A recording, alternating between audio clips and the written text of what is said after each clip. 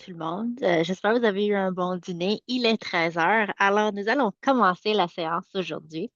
Alors, bienvenue à l'après-midi de la quatrième journée du camp de carrière 2026, où vous découvrirez comment transformer les défis en tremplin pour votre croissance personnelle et professionnelle. Veuillez noter que cette séance est offerte en anglais et en français, mais cette salle ici est uniquement en français. Afin de visionner la séance en anglais, veuillez retourner au lobby et cliquer sur le lien pour la séance anglaise. If you intend to join the English session, please return to the lobby and select English session. Alors, avant de débuter, j'aimerais faire la reconnaissance territoriale. Je voudrais commencer en soulignant que je vis et travaille sur le territoire traditionnel non cédé du peuple algonquin Anishinaabe. Je reconnais aussi qu'il y en a d'entre vous qui nous joignent de d'autres régions qui pourraient être sur des territoires non cédés. Alors, j'aimerais prendre un temps pour y réfléchir. Parfait. Alors, pour débuter aujourd'hui, il y a quelques instructions. Les microphones et les caméras des participants sont désactivés. Alors, l'espace de clavardage, alors le chat, est aussi désactivé pour les participants, mais vous allez recevoir des messages par l'équipe de la RJFF afin de partager les ressources qui seront disponibles à vous.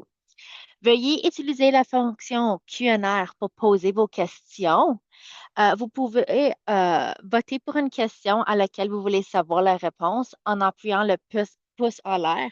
Si on a beaucoup de questions, puis on n'a pas le temps pour toutes les répondre, on va aller avec celles qui ont le plus de pouces, alors les plus populaires. Cette séance, comme on a dit, se déroule en français uniquement, alors vous devez changer de séance pour celle en anglais.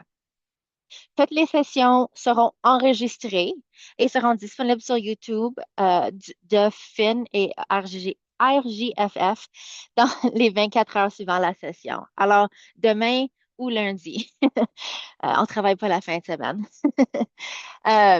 Alors, on peut passer à la prochaine diapositive. Rappel, cette session comprend des sujets de discussion, du vocabulaire et des scénarios qui peuvent être déstabilisants pour certaines personnes.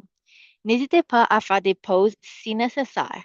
Si vous avez besoin de l'aide, n'oubliez pas que le programme d'aide aux employés de votre organisation est disponible 24 heures sur 24, 7 jours sur 7. Alors, vous allez aussi trouver d'autres ressources sur la page wiki du RJFF. Alors, on peut passer à la prochaine diapositive. Alors, je vais m'introduire un petit peu. Mon nom, c'est Jacqueline Paquette. Vous pouvez m'appeler Jackie. Moi, je réponds plus à Jackie que mon plein nom. Sinon, je pense que je suis en trouble. Euh, alors, je suis actuellement la présidente du réseau Avant-Garde du Service public et approvisionnement Canada, qui est aussi connu comme le réseau des jeunes professionnels. Alors, ça fait pas très longtemps que je suis dans la fonction publique, mais depuis que je suis arrivée, je me nomme Jackie, un petit peu tout ski qui fait n'importe quoi qui m'intéresse. Alors, j'essaie d'apprendre le plus que possible. Alors, j'ai fait plusieurs postes variés. Alors, j'ai aidé avec les stratégies en ressources humaines, pour la gestion de talent et la santé mentale. Puis, j'ai aussi travaillé dans les communications, et l'organisation des événements. Alors, ça, c'est un petit peu pour de moi. On peut passer à la prochaine diapositive. Alors, les objectifs d'apprentissage aujourd'hui. Alors, aujourd'hui, on a comme but de définir la littératie numérique et comprendre sa pertinence dans le contexte du travail au sein de la fonction publique. Alors, comment est-ce que vous pouvez l'utiliser dans votre emploi actuel à tous les jours? Il y a aussi identifier les principaux outils numériques et les technologies d'IA utilisées dans la fonction publique. Alors, encore, qu'est-ce qui est disponible à vous que vous pouvez utiliser? Appliquer la meilleure pratique pour utiliser l'intelligence artificielle et les plateformes numériques de manière responsable et efficace. Alors, comment l'utiliser de façon saine et respectueuse? Et aussi explorer les possibilités de développer des compétences numériques. Alors, cela dit, on va vous poser des questions, puis ensuite, les panélistes vont s'introduire. Alors, la première question pour vous. Dans quelle mesure vous sentez-vous à l'aise avec les outils numériques et l'IA dans votre rôle actuel? Vous êtes très à l'aise, assez à l'aise, pas très à l'aise, pas du tout à l'aise. Parfait. Puis il y a aussi la deuxième question qui est sur l'écran, qui est quel domaine de la littératie numérique vous intéresse le plus? L'utilisation éthique de l'IA, l'apprentissage de nouveaux outils, l'amélioration des compétences numériques, la compréhension des risques et des mesures de protection. Alors, on va vous donner un autre petit 30 secondes pour répondre. Parfait. Je vois pas les résultats. On, est-ce qu'on voit les résultats? Ah, tiens. Parfait. Alors, oh, il y a beaucoup de monde qui sont assez à l'aise. Ouh, c'est très pas mal égal pour l'apprentissage de nouveaux outils et l'amélioration des compétences numériques. OK, parfait. Alors, sans plus tarder, on va passer à l'introduction des panélistes. Alors, je passe la parole à Simon Gascon. Alors, bonjour tout le monde. Mon nom est Simon Gascon. Je travaille au pied de l'élévation Manitou et Saga, aussi connu sous le nom de Manitonga Soutana ou communément appelé par les Québécois le Mont-Tremblant. Donc, je travaille d'ici. Euh, je suis à Service Partagé Canada. Je suis un directeur exécutif, un senior. Vous voyez mon pédigré qui est là. Et je suis ici pour vous parler de l'intelligence artificielle. Il va y avoir des slides là-dessus. Et quand je ne suis pas en train de m'amuser ou de prendre mon café avec vous, je m'occupe de l'ensemble des outils de collaboration au sein du gouvernement fédéral, from coast to coast to coast, donc d'un océan à l'autre. Et sinon, si je ne suis pas en train de travailler, ben, je suis soit en train de faire du ski comme ce matin avant de commencer à travailler, ou l'été en vélo de montagne, ou tout autre sport plein air dans lequel mes enfants, c'est de plus en plus facile pour moi de les laisser gagner quand on fait des courses, disons-le cette façon-là. Alors, merci d'être avec nous aujourd'hui. J'ai bien hâte de vous engager dans une belle conversation et de voir vos questions et commentaires. Bonjour, je m'appelle Médine Résolu. Je suis gestionnaire en fait à Agriculture Canada de l'équipe de innovation, accélération et adoption de l'intelligence artificielle. Donc, je gère une équipe de développeurs. On crée des solutions basées sur l'automatisation et l'intelligence artificielle. J'ai travaillé longuement en tant que gestionnaire d'incidents. Donc, j'ai un background aussi en gestionnaire d'incidents critiques, cybersécurité et aussi gestionnaire du bureau de service. Moi aussi, j'ai deux enfants, adolescents, jeunes adultes qui font des sports compétitifs, cheerleading et basketball. Et c'est ce que je fais dans mon temps libre, c'est faire le taxi. Mais à part de ça, je suis je suis une adepte de la course. Donc, ma prochaine course que j'espère faire, c'est un demi-kilomètre, un demi-marathon, désolé. Au prochain. Bonjour tout le monde, mon nom est Sébastien Cyr, vous m'appelez Seb. Je travaille au ministère des Pêches et Océans à Moncton, au Nouveau-Brunswick. Je suis originaire de la région. Donc, je travaille présentement en cybersécurité en tant que conseiller technique. Je m'occupe principalement de la mise à jour de tout ce qui est politique et normes pour le ministère. Donc, je travaillais beaucoup dans le passé dans le monde de la politique, dans le monde stratégique également. J'ai un background, comme vous pouvez voir sur le slide deck, là, beaucoup militaire dans le temps. J'ai travaillé beaucoup dans différents domaines au sein des militaires. Donc, super content d'être ici aujourd'hui avec vous. J'ai travaillé quand même pas mal avec l'intelligence artificielle, donc j'ai bien hâte de communiquer avec vous et d'en discuter davantage. Un petit peu comme mes collègues. Également, je suis papa de deux enfants plutôt jeunes, 6 et 4 ans. Donc, tous mes temps libres, si je suis pas au travail, je le passe avec eux à faire plein d'activités dehors ou à juste me garder occupé. Donc, très heureux d'être ici aujourd'hui.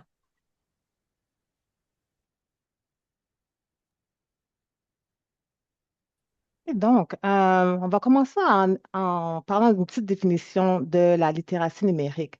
En fait, pour être simple, c'est trouver, évaluer et utiliser et créer de l'information à l'aide des technologies numériques. Qu'est-ce que cela signifie pour nous dans la fonction publique? En fait, c'est vraiment de naviguer dans les plateformes et systèmes d'information du gouvernement du Canada. C'est aussi communiquer en ligne de manière efficace et sécurisée, et de comprendre les risques qui sont reliés à l'utilisation de ces outils numériques, l'éthique et la protection des renseignements. Mais au-delà des outils, c'est aussi une façon de travailler. Donc, le développement des compétences numériques ne se limite pas à apprendre de nouveaux outils, mais vraiment la façon que l'on gère l'information, la façon que l'on collabore, puis on prend les décisions dans un environnement de travail moderne. Ce qui est bien, c'est qu'on a des soutiens comme l'École de la fonction publique et il y a aussi des plateformes comme JC Campus, JC Collab, où est-ce qu'on peut collaborer et aussi bénéficier des expériences et savoir-faire de nos collègues. Et il y a aussi les formations ministérielles qui nous permettent de soutenir notre développement continu. Qu'est-ce qui est important de se rappeler aussi lorsqu'on on apprend sur l'espace numérique, c'est que les compétences humaines comptent autant que la technique. J'en nommais 5, juste pour vous donner une petite idée. Par exemple, la curiosité, se poser des questions. Est-ce qu'on peut faire mieux? Et cela va nous amener à l'ingéniosité. Utiliser ce qu'on a déjà, mais autrement. Ça nous incite ainsi à la résolution de problèmes, à regarder les processus que l'on utilise maintenant et comment est-ce qu'on peut les améliorer. Et tout ça, il faut le faire pour s'adapter. On sait que ça évolue très vite, mais il faut savoir s'adapter aux changements.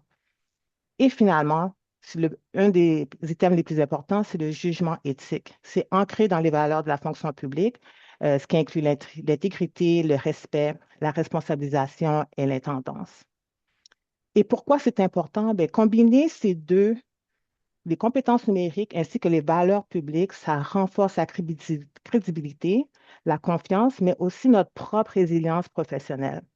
C'est la base d'une prestation de services moderne, fiable et responsable. Prochaine diapo, s'il vous plaît. Hum, Comme je l'ai mentionné, les technologies évoluent rapidement. Ça veut dire que l'on apprend tous en même temps. Il n'est jamais trop tard pour développer des compétences numériques, quelle que soit notre expérience. Ces compétences non plus ne sont pas juste une question de niveau hiérarchique, mais ça profite à tout le monde. Ce qu'il faut retenir, c'est que l'apprentissage continu fait partie de notre travail moderne. Peu importe le rôle que l'on occupe, il faut établir des bases solides à tout moment pour que l'on puisse utiliser ces outils numériques avec confiance, gérer l'information correctement et poser de bonnes questions et vérifier les résultats, surtout avec l'IA. Pour la validation humaine est essentielle.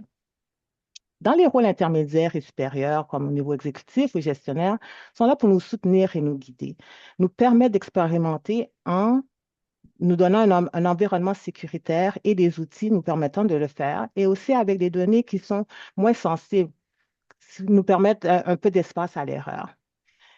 Inciter les autres aussi à explorer des nouvelles façons de faire. Et le plus important que je trouve aussi, c'est eux autres le montrent même par l'exemple. Ils apprennent eux-mêmes les nouvelles et acquièrent des nouvelles compétences numériques. Et tout ça, ça leur permet de innover et assumer la responsabilité qui vient avec ça. On a déjà des outils que l'on utilise à la fonction publique. On utilise beaucoup l'IA déjà, soit au travers des robots conversationnels, ou mieux connus sur chatbot, ou l'analyse prédictive. On peut aussi l'automatisation documentaire. Ça apporte une efficacité et une qualité de service, mais ça présente aussi des risques qu'il faut tenir compte. Il y a les biais, parfois aussi il peut y avoir un manque de transparence, puis il y a une préoccupation aussi en rapport avec la confidentialité des informations et des renseignements personnels. D'où l'importance des compétences numériques à chaque niveau. Il faut savoir se questionner, valider et interpréter l'information avec laquelle on gère. Il ne faut pas trop s'inquiéter, il faut prendre ça à petite dose, il faut avancer un pas à la fois. Si on essaie de trop changer trop vite, c'est là que ça peut être intimidant. On peut commencer par des petites améliorations, essayer, apprendre et s'ajuster en fonction de ce que l'on a appris. L'objectif, c'est vraiment pas la perfection, mais c'est vraiment un progrès continu. Prochaine diapo. Génial, merci beaucoup, Mijin. Je pense que tu as bien mis la table pour avoir une bonne conversation. Donc, j'ai préparé quelques notes pour vous, mesdames et messieurs, mais comme disait Mijin, si vous n'êtes pas à l'aise avec encore ou très à l'aise avec l'intelligence artificielle, vous la subissez. Et pourquoi je vous dis ça? À moins que vous soyez en train de vivre sous une roche ou comme un ermite, sans aucune connexion aux médias sociaux ou à l'Internet, les chances que vous ne soyez pas influencé par l'IA sont minimes. L'IA est partout, l'IA est dans tout et ça crée des enjeux sociétaux. Et on se retourne vers la fonction publique justement pour aider à ce niveau-là. Quand on parle de biais et d'équité, l'IA n'est pas neutre, elle n'a jamais été. Et l'IA est en train d'être utilisée par la plupart des grandes compagnies justement pour influencer le comportement de l'utilisateur. Et ça veut dire que vous devez être conscient du biais et des enjeux d'équité que l'IA peut avoir.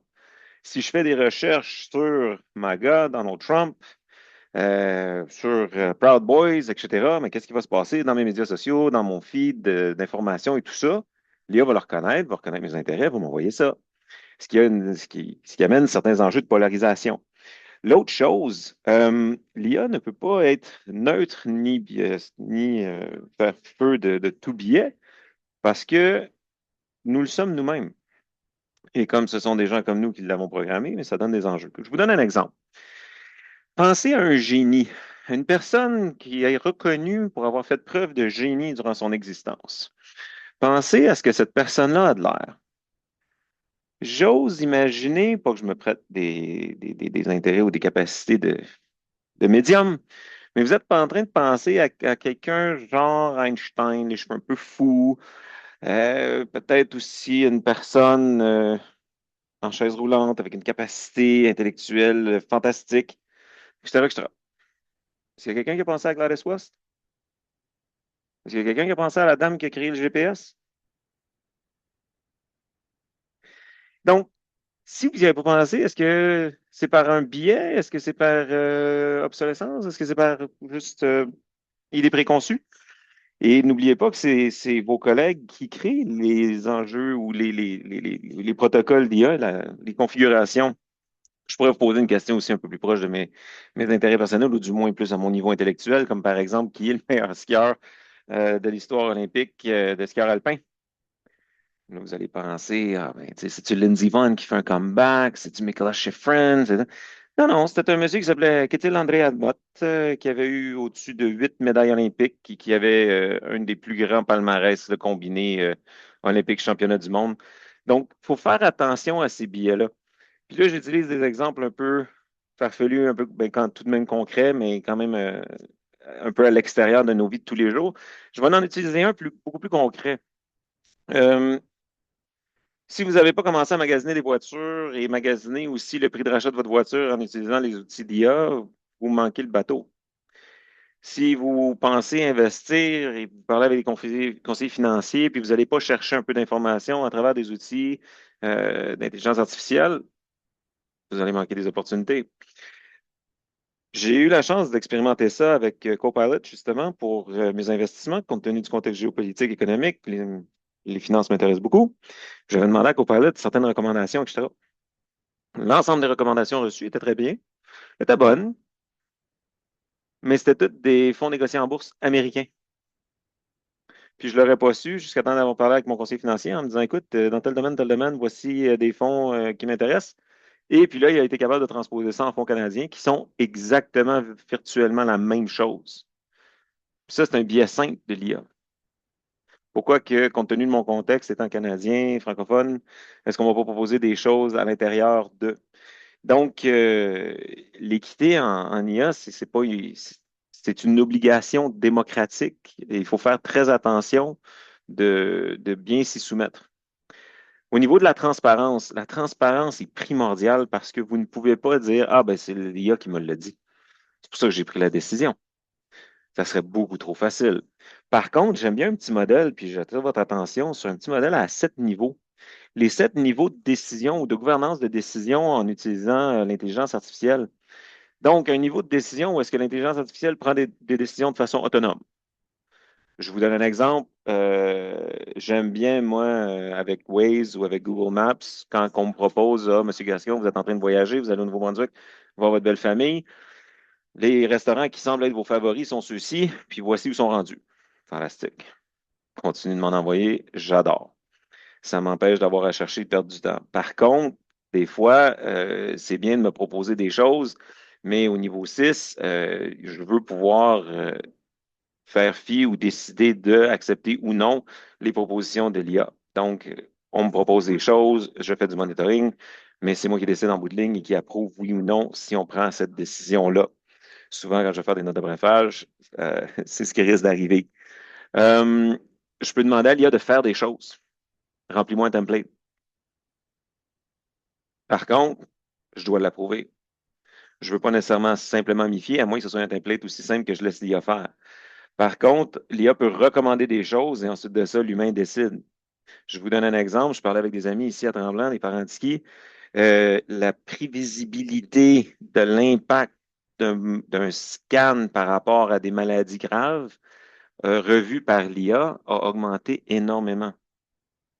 Donc, l'IA est capable de lire un scan, un MRI, etc., et faire des recommandations aux médecins par rapport à ce que l'IA y perçoit. Et ça a diminué énormément les erreurs humaines et augmenté de beaucoup la précision des prévisions faites au niveau médical. Mais ça reste que c'est un docteur qui décide en bout de ligne. Il en reste trois autres.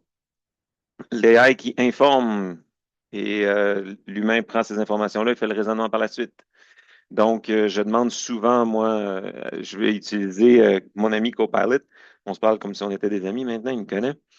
Et puis, je vais l'utiliser car il est capable d'aller chercher un ensemble d'informations en millisecondes, ce qui m'aurait pris 2, 3, 4, 5 jours à faire. Puis ensuite de ça, je prends ça, je mets ça ensemble, je rédige quelque chose, et puis on continue et on travaille. Donc, la vitesse d'exécution du travail vient d'être accélérée de beaucoup. L'IA peut faire des manipulations informatiques pour l'interprétation humaine, comme par exemple, je reprends l'exemple des MRI et des scans avec mes amis médecins. On met tout ça ensemble, ça devient une base de données. La base de données sert à tirer des conclusions, etc., etc., et de faire avancer la science. Et puis finalement, lorsque l'humain gouverne tout, mais que l'IA n'est qu'un support. Donc, faites attention quand vous prenez des décisions au niveau de la transparence pour toujours réfléchir. Vous êtes à quel niveau? Est-ce que vous donnez trop de place à l'IA, pas assez de place à l'IA? Est-ce que vous serez capable de justifier la décision sans outils? Et puis, donc voilà, un petit modèle à 7 niveaux. La confidentialité, évidemment, souvent, on se sent très à l'aise avec notre ami Copilot. Pourquoi? Parce que Copilot vous met très à l'aise. Ça fait partie des algorithmes de vous faire sentir bien, de vous faire sentir bon, de vous faire sentir intelligent. Poser une question à Copilot, aussi nuancée soit-elle ou pas, Copilot va vous dire que c'est une excellente question, vous êtes donc formidable et il va vous répondre par la suite. Même chose avec Gemini, j'utilise Copilot parce que je l'utilise plus souvent, mais on pourrait parler des autres outils aussi. Donc, faites très attention à ce que vous mettez à l'intérieur de l'intelligence artificielle, surtout quand vous êtes au gouvernement. N'oubliez pas les classifications d'informations et la sécurisation des informations. Sébastien peut nous en parler probablement plus que moi, mais c'est très, très, très important, même si on sait que ça pourrait aller plus vite en mettant cette information-là dans Copilot. Il faut faire très, très, très attention. Donc, en bout de ligne, dans les valeurs de la fonction publique, on a une responsabilité par rapport aux citoyens. C'est pas à l'algorithme de répondre. La responsabilité nous incombe en tant que fonctionnaire. Euh, Au niveau de l'équité, l'efficacité ne justifie jamais l'injustice. Le gain de temps ne compense pas pour un préjudice humain, donc faites très attention. Et puis, au niveau de l'inclusivité, les billets font partie de ça. Les réponses de l'IA dans les pays occidentaux, nord-américains versus les réponses de certains outils d'IA dans les pays asiatiques, par exemple, on va avoir étudié ça un petit peu, ne sont pas les mêmes nécessairement selon les billets locaux et culturels. Donc, faites très, très, très attention. Et finalement, on a une tendance à faire confiance à l'IA comme ma mère, il fait confiance quand elle fait ses recettes avec son ami Copilot. Elle le trouve absolument génial. Mais dans certains domaines, surtout au niveau de la gestion d'informations, quand vous n'êtes pas un retraité comme ma mère, euh, l'IA vous amène beaucoup d'informations, mais ne remplace pas encore le jugement humain. Donc, faites très, très, très attention à ça. Voilà.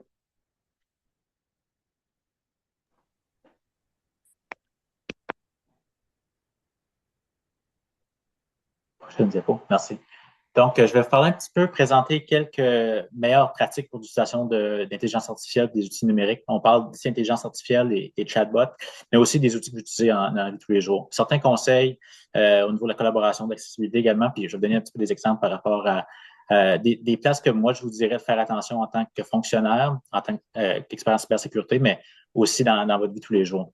Donc, premièrement, un petit conseil ici, utilisez les outils dotés d'une gouvernance et d'une supervision claire. Au sein de vos ministères où vous travaillez présentement, vous avez des outils qui ont été approuvés par le ministère, par la cybersécurité, par le secteur des technologies d'information. Faites sûr d'utiliser des outils qui sont approuvés et qui ont été vettés au préalable. Le problème qu'on a souvent avec les chatbots, qu'on peut voir comme ChatGPT, un bel exemple, on va souvent à utiliser des outils parce qu'ils sont pratiques, mais sans nécessairement penser à où vont les données. Donc, on l'a vu très, très récemment au niveau du MPO, nous, on travaille principalement avec Copilot. Puis, on a des membres du ministère qui travaillent de ChatGPT au lieu parce que l'outil est plus facile d'adaptation et trouvent que il y a une meilleure facilité d'avoir d'informations. Le problème, c'est que les données que vous utilisez, s'ils ne sont pas contenus en soi, ils peuvent se ramasser un peu partout.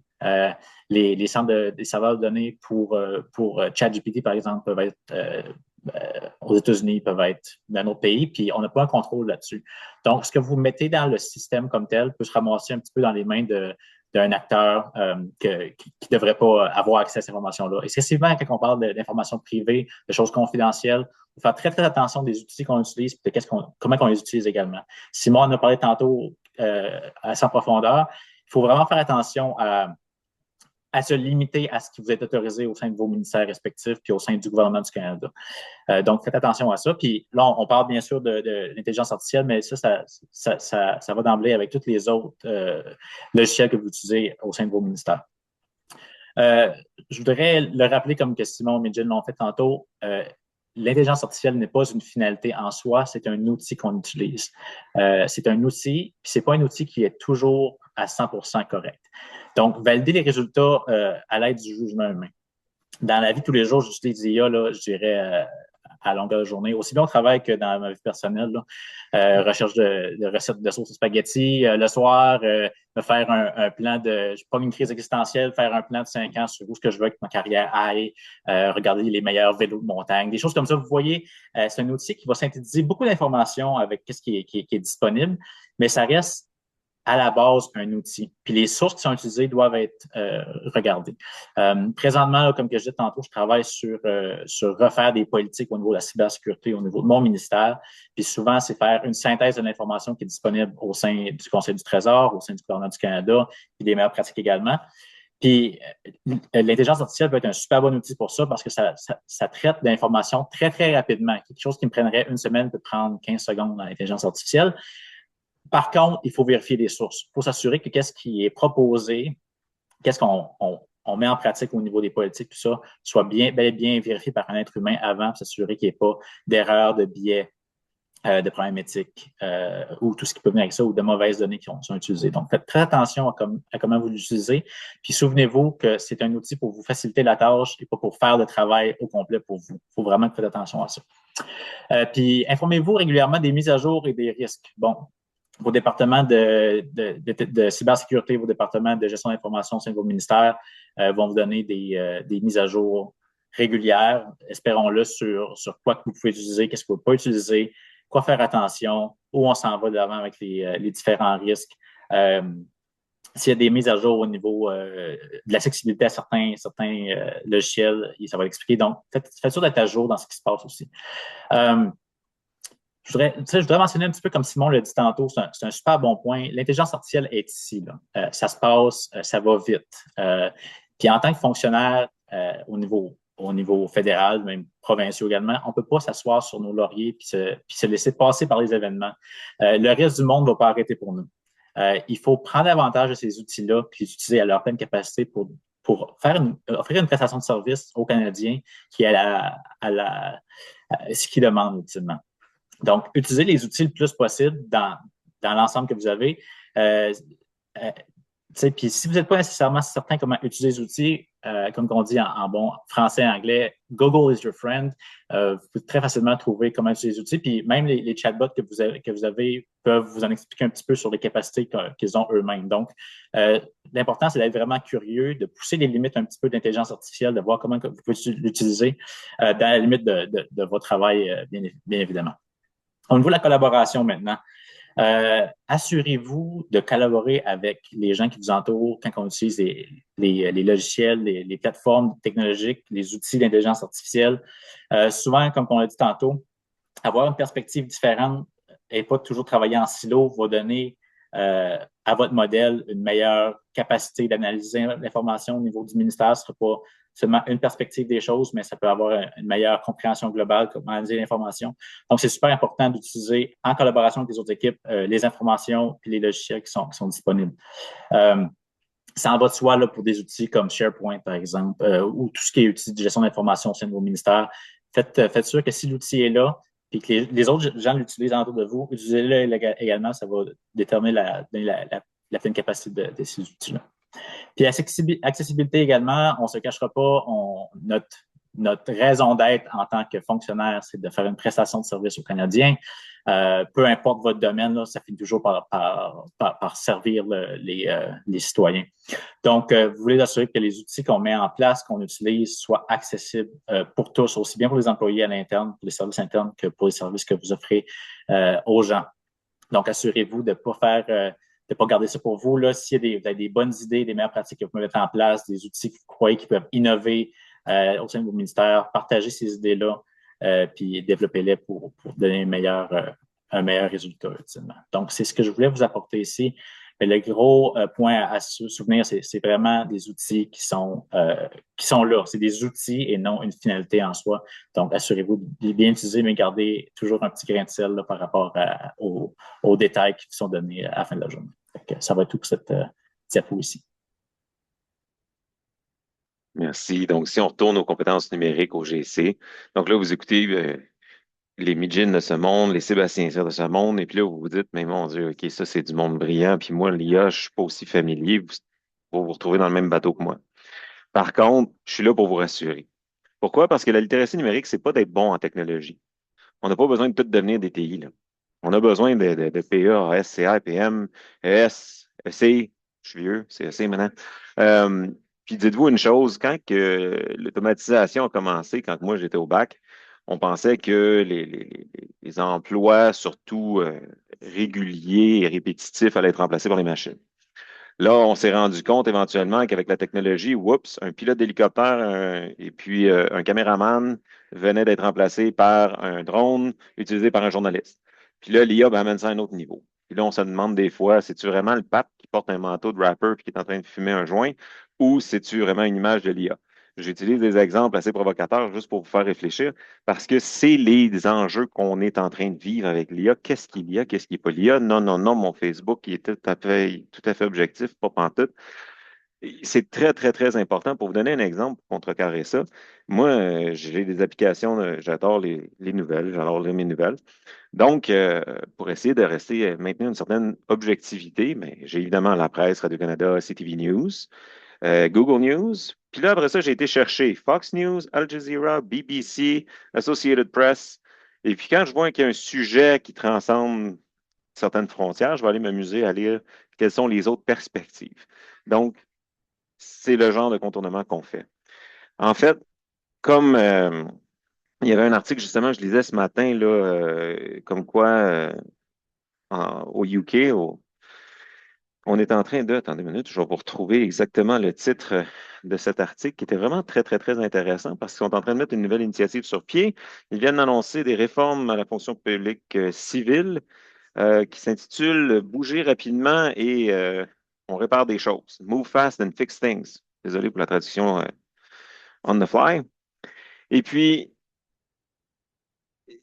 tout ce qui est le contexte numérique va prendre de plus en plus une place prépondérante. Je, personnellement, m'attends à, lorsque je transige avec mon gouvernement, de pouvoir le faire aussi facilement que je le fais avec ma banque. Je m'attends de pouvoir le faire aussi facilement que je le fais avec Amazon.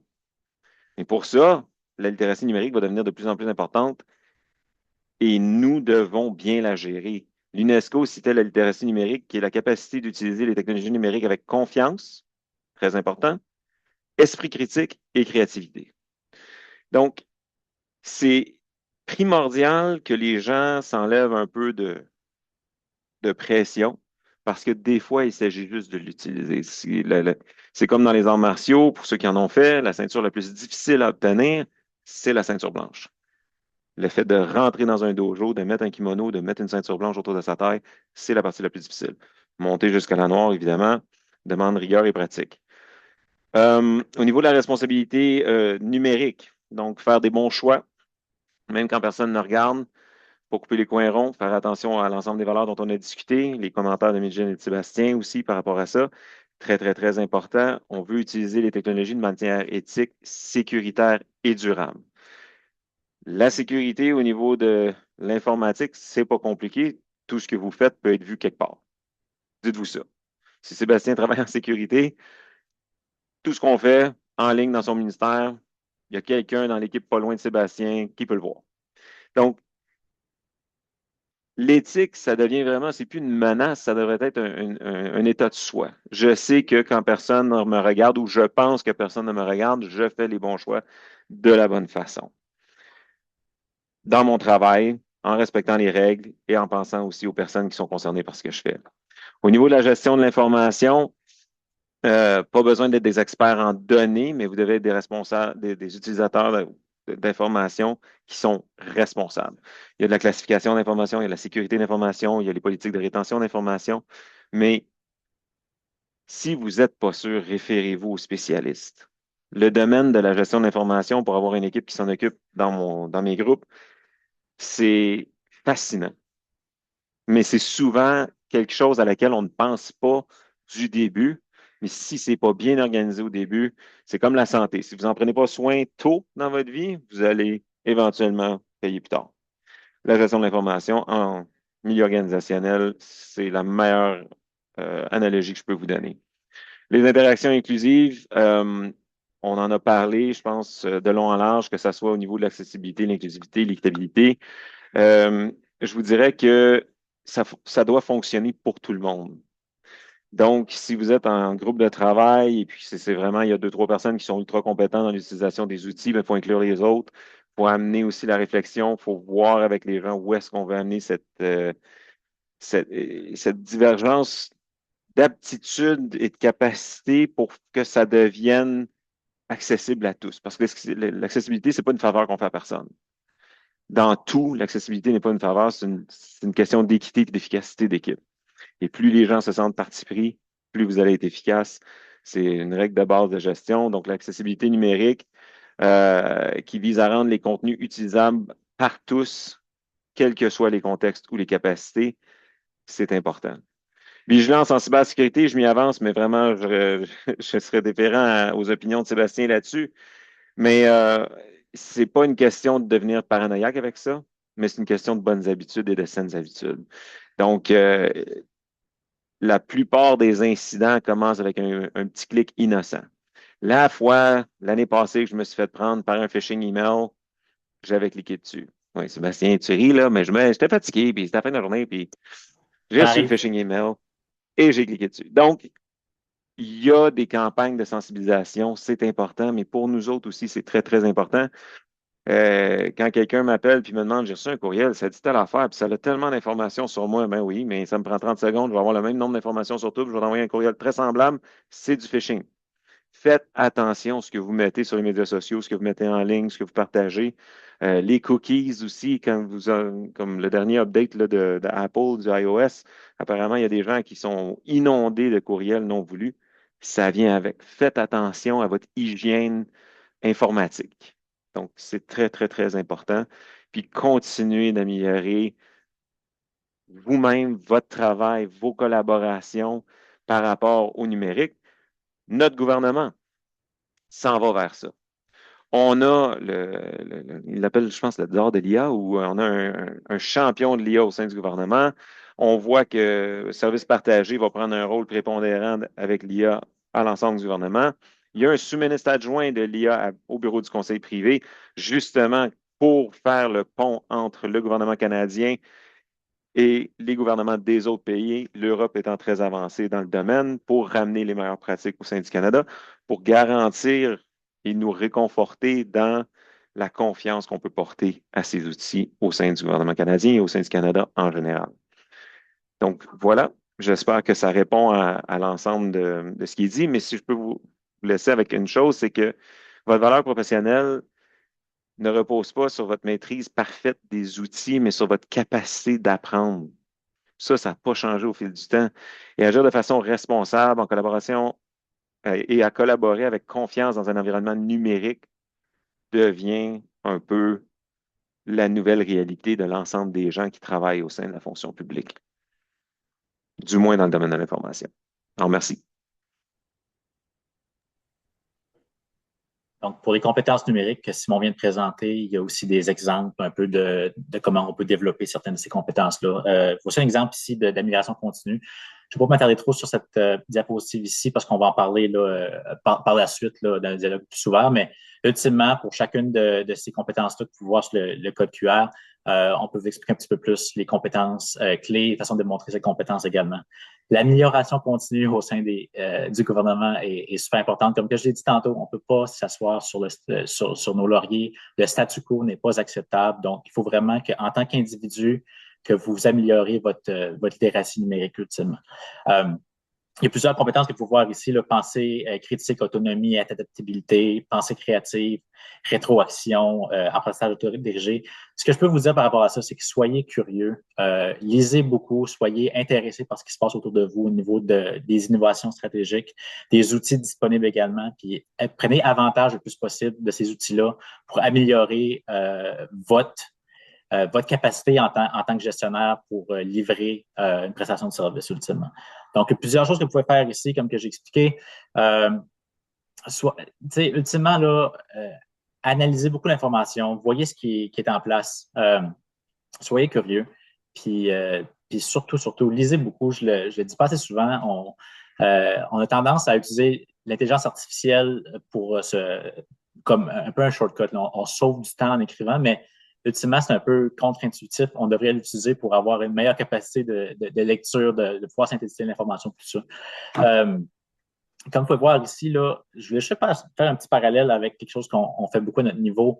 À mon niveau personnel, là, quand on parle d'amélioration continue, j'essaie toujours de me prendre un petit peu de temps durant la semaine pour lire, pour en apprendre davantage sur différentes technologies. Donc, dépendamment de votre tempo opérationnel, de tout ce que vous avez besoin de faire dans une semaine, essayez de garder une couple d'heures par semaine pour aller lire les nouvelles, aller voir qu'est-ce qui se passe au niveau des innovations technologiques, voir les outils qui sont disponibles, comment vous améliorer, en apprendre un petit peu plus sur qu'est-ce qui est disponible pour vous. Puis de cette façon-là, ça va vous garder compétitif au niveau de votre emploi, mais aussi permettre à vos équipes là, respectives de grandir en tant que leader là, avec la technologie. Donc, c'est juste pour faire un petit parallèle ici, un petit focus sur ce que Simon a dit. Je crois qu'on peut passer à la prochaine slide puis y aller plus avec un format ouvert si vous avez des questions. Je vais vous laisser Jacqueline en discuter. Ah, parfait. Merci, merci. Ben, merci beaucoup à vous trois pour les beaux conseils puis la belle présentation. Alors, on a plusieurs questions. Cela dit, je vais commencer avec ceux qui ont le plus de votes, puis si on a le temps, là, on va retourner aux autres questions. Alors, on va aller à la question avec la multiplication des outils d'IA qui sont déjà bien présents et ceux qui naissent à tous les jours. Avez-vous des ressources, des tableaux dynamiques idéalement pour demeurer à jour, qui peuvent nous informer des outils optimaux à utiliser pour différents types de tâches, pour divers objectifs? Recherche académique, rédaction et synthèse, création d'images ou de vidéos, etc. Alors, n'importe qui parle en premier peut avoir le premier go. Puis si vous voulez ajouter, vous pouvez. C'est intéressant comme question, Patrick, parce que si je me permets, d'avoir un inventaire d'outils IA alors qu'il y a des outils qui apparaissent à tous les jours, ça devient quelque chose, tu sais, comme je disais, là, on peut pas tout savoir puis connaître tous les outils, savoir tout ce qui se passe. Puis l'autre chose aussi, un autre angle, puis je sais pas, Mijin puis Sébastien, ce que vous en pensez, mais, ou même Jacqueline, Jackie, si tu veux en parler, mais c'est que ça m'a pris du temps à trainer mon ami Copilot. Et j'ai un agent Copilot pour ma ligne de service, pour mes choses à moi. J'ai un agent Copilot pour mes finances. J'ai un agent. Donc, de former l'IA, évidemment, il enregistre ce que je lui donne, puis me donne donc des réponses plus spécifiques. Fait que c'est pour ça que de dire, ah, ben là, tel outil, c'est mieux pour telle affaire, tel outil, c'est mieux pour tel autre. Si j'ai besoin de recommencer à traîner un autre outil d'IA, je préfère rester avec celui que je connais. Ceci étant dit, j'ai découvert hier que Google Gemini, pour créer des images, c'est 50 fois plus rapide que Copilot. Donc, c'est sûr et certain que, fait que oui, il y a des analyses là-dessus. Oui, ça existe. Oui, tu peux même faire des, comme dirait Sébastien, Ask Google, là. Tu peux aller chercher rapidement de l'information sur c'est quoi les meilleurs outils ou les derniers NEC plus ultra des outils pour faire X, Y, Z. Il y a des revues qui sortent à tous les jours là-dessus. Par contre, il y a aussi l'autre facteur qui est le facteur toi, donc au niveau du user-centric, accessibility, qui va faire en sorte que tu vas t'entraîner avec un outil puis que tu vas être le meilleur. Pour moi, l'IA, c'est comme une grosse pépine quand tu creuses dans ton jardin. Là. Tu sais, c'est un gros tracteur avec une grosse pelle. Ben, c'est sûr et certain que tu peux accomplir beaucoup plus, mais si tu fais un faux mouvement puis tu appelles à la croche sur le coin de ta maison, ben, tu vas faire plus de dégâts aussi. Fait que c'est juste de faire attention de ce côté-là. J'espère que ça répond une partie de la question, Sébastien Mugine.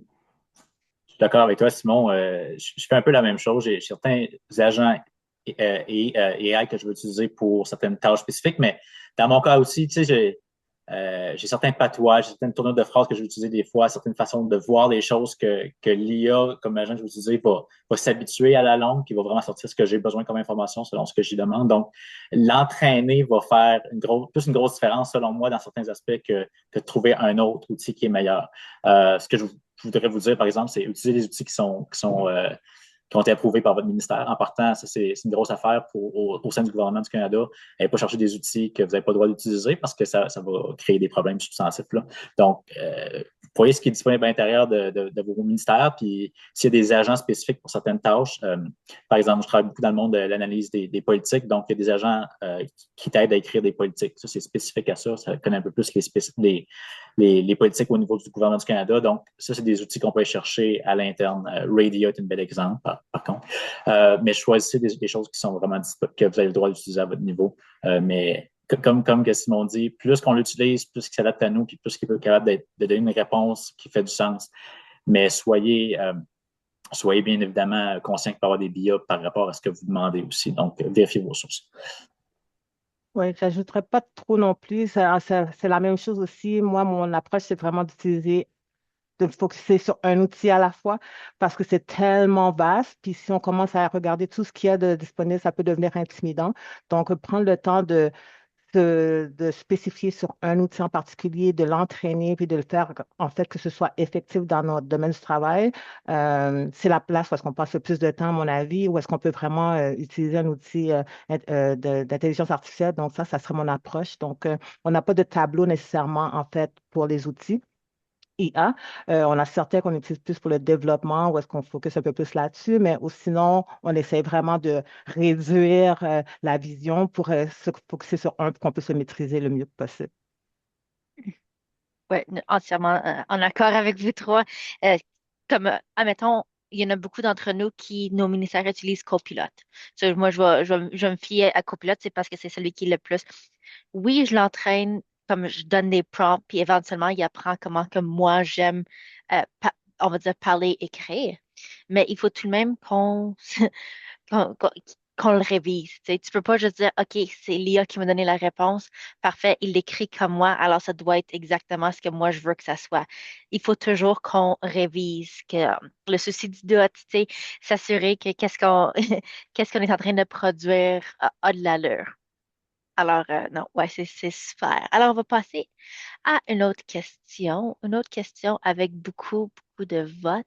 C'est, je suis surprise que vous ne discutez pas de l'impact environnemental de l'utilisation de l'intelligence artificielle.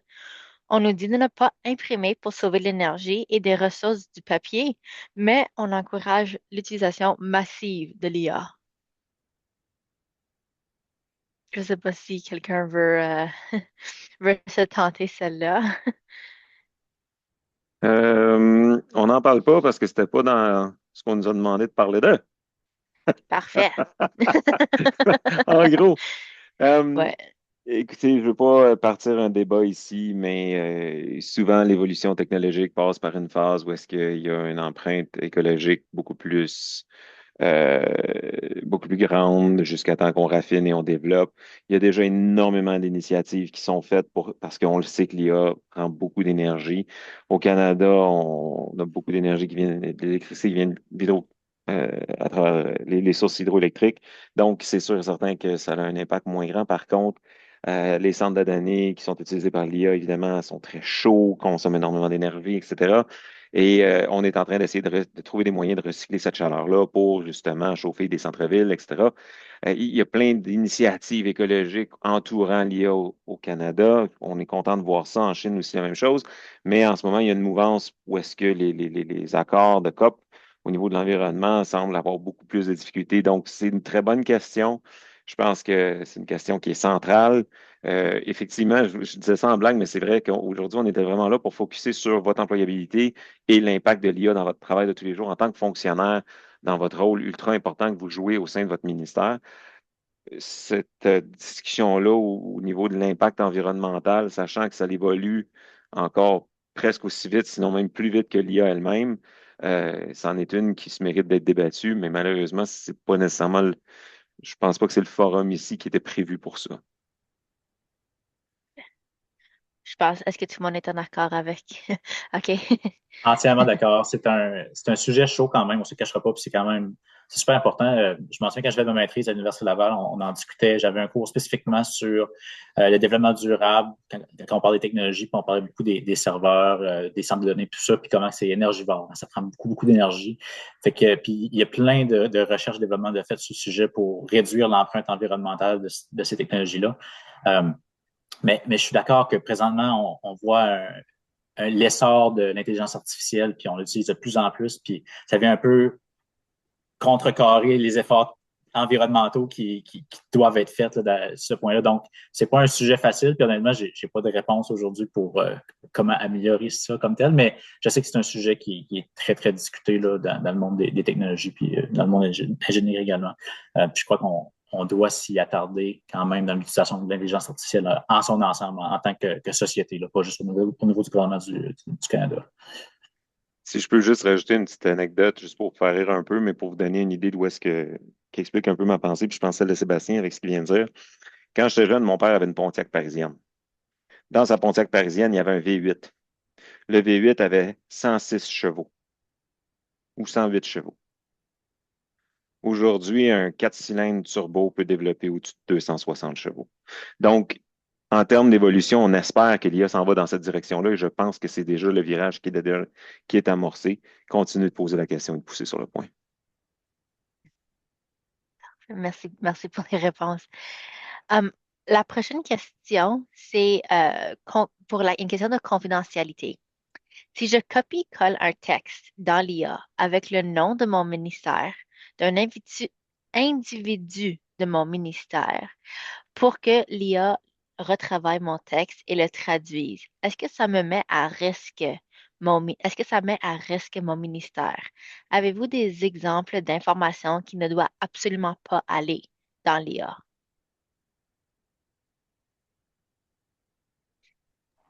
Peut-être prendre la parole là-dessus. Au sein de notre ministère à nous, on essaie de désensibiliser l'information le plus possible. L'information privée, on essaie de ne pas la mettre dans l'IA. Donc, si vous pouvez travailler avec un document sans donner de nom de l'information privée, c'est la meilleure pratique, on ne se cachera pas. Là. Chacun des ministères va avoir des guidelines à quoi faire au niveau de l'information privée, mais si c'est des outils plus internes, c'est un petit peu moins problématique au niveau d'où ces données vont se rendre là, mais il y a quand même des règlements à suivre là, par rapport à ce qui est dans le confidentiel, top secret, tout ça, dépendamment du niveau de classification que vous utilisez. Vos outils peuvent aller dessus. Donc, quand on parle de protéger des choses comme ça, l'information privée des gens, certains détails, on doit faire attention au niveau de sensibilité, au niveau de classification de ces outils-là. Donc, ça va. Ma réponse, tout ça pour dire, ça va dépendre de ce que vous avez, de ce que vous utilisez, du ministère que vous êtes, du type d'information que vous utilisez. Personnellement, j'essaie de beaucoup moins d'en mettre le possible sur le niveau information personnelle. On commence à toucher une corde sensible ici, ça peut devenir très, très dangereux. Là, c'est en bon français. Un slippery slope. Puis je suis acadien, là, donc il y a beaucoup d'anglicisme qui sont dans mon langage aujourd'hui, là, je m'excuse d'avance. Mais faites vraiment attention à ce que vous portez. Puis, ultimement, si vous pouvez travailler plus rapidement avec l'intelligence artificielle sans nécessairement mettre ces informations dedans, tant mieux pour vous. Essayez de vous garder une petite gêne là-dessus. Ouais. Moi aussi, je suis d'accord avec Sébastien. Souvent, la combinaison des informations ensemble, c'est ce qui fait la bombe à la fin. Donc, moi, par exemple, je suis je reçois un courrier, je ne vais pas le mettre dans le recyclage quand j'ai terminé avec, je vais le passer dans le shredder. Donc, c'est juste un exemple comme c'est que- comment vous gérez vos propres informations personnelles. C'est la même approche que vous devez prendre avec l'intelligence artificielle. Donc, il faut penser à ça, c'est vraiment important. Parfait, merci. Alors, dans le même sujet, un petit peu différent, mais pourquoi le gouvernement ne crée pas sa propre IA afin d'éviter cette crainte de fuite des données vers des compagnies privées? En fait, le gouvernement a pris des initiatives à cet effet. À SSC, nous autres, on a un excellent produit qui s'appelle CanChat, qui est un outil interne. Euh, je vais vous donner un ordre de comparaison. Là, je lisais ça, puis cette étude-là, elle date de 2, 3 ans, c'est que ça se peut que ça aille changer. Mais pour vous donner un exemple, Amazon a un chiffre d'affaires qui est équivalent euh, au 20e ou début trentaine plus gros pays au monde. Puis le Canada, dans cette étude-là de l'époque, là, je pense qu'il était 46e en termes de force économique.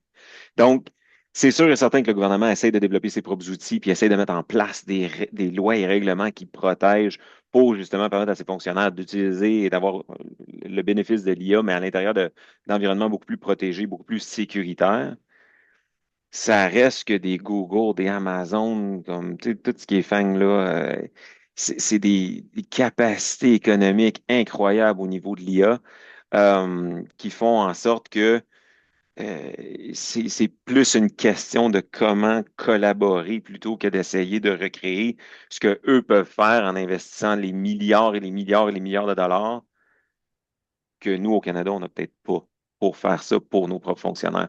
Donc, comment je dirais ça, c'est vraiment un sujet que je suis content de ne pas être en train de gérer, honnêtement, parce que c'est pas une question qui est très facile. Parce que c'est sûr que quand on a lancé CanChat, la première réaction, c'était, ben voyons donc, ça se compare pas. Mais ça fait beaucoup de progrès, puis ça évolue vite.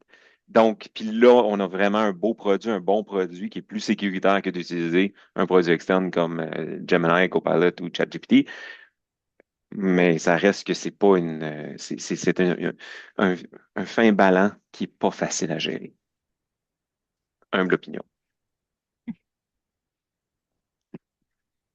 Est-ce Sébastien, Medjin, voulez-vous ajouter? Ça va de mon côté, je pense que ça fait le tour pour ce sujet-là de ce que je connais là-dessus. Parfait. Parfait. Alors, on peut passer à la prochaine question. Quel conseil donneriez-vous aux fonctionnaires qui souhaitent développer leurs compétences numériques?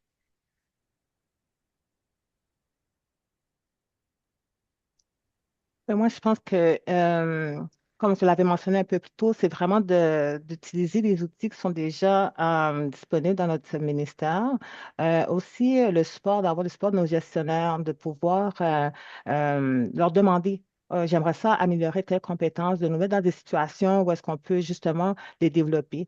Moi, dans mon cas, par exemple, dans mon équipe, on a différents niveaux d'expertise en termes de développement et je les mets dans des situations où est-ce qu'ils doivent apprendre une certaine fonctionnalité. Puis ça, le font sans stress, dans un environnement où est-ce qu'ils sont sécurisés aussi, fait qu'ils ont la place à l'erreur. Donc ça, je pense que c'est une chose que je recommanderais, c'est vraiment de demander à vos gestionnaires tu sais, j'aimerais apprendre telle fonctionnalité. Est-ce que je peux être dans des situations, dans des comités, des choses comme ça pour développer mes compétences numériques? Personnellement, moi, je participe à beaucoup de petits groupes, communautés de services. Je participe à celle de Shared Services, de SSI. justement pour apprendre qu'est-ce que les autres développent, qu'est-ce qu'ils ont appris, des articles aussi, on partage beaucoup d'informations là. Donc ça, c'est des avenues qui nous permettent justement de développer des compétences, de savoir qu'est-ce que les autres apprennent et trouver les sources aussi facilement. Parce que parfois, ça peut être difficile quand on les cherche par soi-même. On est inondé d'informations ou de ressources. Donc, allant dans ces communautés-là qui sont un peu plus petites, ça nous permet de pouvoir développer ou bien trouver les endroits où est-ce qu'on peut développer certaines compétences. Je crois aussi, attendez pas que vos gestionnaires vous disent quoi faire. Prenez de l'initiative également. Tu faites un peu d'introspection, voyez qu'est-ce qui vous intéresse, qu'est-ce qui vous passionne. Puis en ligne, vous allez trouver une panoplie de ressources sur des chemins de compétences à suivre. Donc, vous voulez être un expert en gestion de projet, vous allez pouvoir trouver une panoplie là, de certifications professionnelles dans le domaine. Si vous voulez être intéressé par la cybersécurité, par l'architecture d'entreprise, ces choses-là, vous pouvez tout voir en ligne qu'est-ce qui est offert à vous. Soyez curieux, lisez beaucoup sur le sujet. Puis comme Eugene explique, utilisez les outils qui sont disponibles également. Apprenez par vous-même, soyez autodidacte un peu aussi, puis ça va vraiment vous aider à vous démarquer là, au sein de la fonction publique puis de vos ministères. Donc, tout est vraiment en ligne. C'est vraiment une question de voir ce que vous aimez, qu'est-ce qui vous passionne, qu'est-ce que vous voulez vraiment développer, où est-ce que vous voulez aller avec tout ça. Puis, vous êtes un peu votre propre gérant de carrière une façon de voir, vous vraiment décider ce que vous voulez faire avec votre carrière. Puis, je crois que ça va être un bon début, c'est de faire un peu d'introspection puis voir ce qui vous intéresse pour commencer. Si je peux juste me permettre, parce qu'on est au top de l'heure, là, mais dans le fond, il y a vraiment deux avenues. Il y a l'avenue professionnelle, puis il y a l'avenue personnelle. Au niveau professionnel, ce que Mijin a dit, c'était fantastique. Puis il y a l'école de la fonction publique, il y a des cours à l'interne, vous avez des cours ministériaux, puis il y a toutes sortes de cours en plus que les gouvernements ou les différents ministères sont pas à payer leurs employés. Donc ça, c'est excellent, c'est sûr. Mais comme Sébastien aussi dit, soyez curieux. Je cite Albert Einstein, puis je suis allé chercher la citation parce que je l'aime bien, puis ça m'a fait penser à ça. Albert Einstein disait, je n'ai pas de talent particulier, je suis seulement passionnément curieux. L'important est de ne pas s'arrêter de poser des questions. La curiosité a sa propre raison d'exister. Puis l'avantage des outils IA, c'est que ça devient tellement plus facile d'explorer quelque chose qu'on connaît absolument pas. Vous ne le savez pas, vous pouvez le googler, vous pouvez demander à ChatGPT, à Copilot, à Gemini, à n'importe quel outil. Faites-le comme avec comme je disais, avec ma mère avec ses recettes, faites-le avec des conseillers financiers, faites juste poser la question. Vous allez recevoir une belle réponse, puis vous allez avoir plein de terrains d'exploration. Soyez curieux. Arrêtez pas d'apprendre. Parfait, merci. Comme tu as dit, on est à la fin de la session, on est à la table de l'heure. Alors, encore une fois, merci beaucoup aux panélistes, merci beaucoup aux participants pour votre participation aujourd'hui, puis merci beaucoup au RGFF d'avoir organisé ce super bel, wow, ce, ce super beau événement aujourd'hui. Je pense que c'est le temps pour un autre café. Euh, Alors, on a une dernière question pour vous. Cette session a-t-elle été un usage judicieux de votre temps? Alors, oui, non, je ne sais pas. Alors, donnez un petit 30 secondes pour répondre. Parfait. Alors, je pense que je ne vais pas trop prendre de temps pour la question. Merci encore une fois à tout le monde pour votre participation. Il est maintenant l'heure pour la prochaine session ou séance numéro 8. Alors, le regard vers l'avenir. Alors, super beau jeudi tout le monde, puis on se voit à une autre prochaine séance.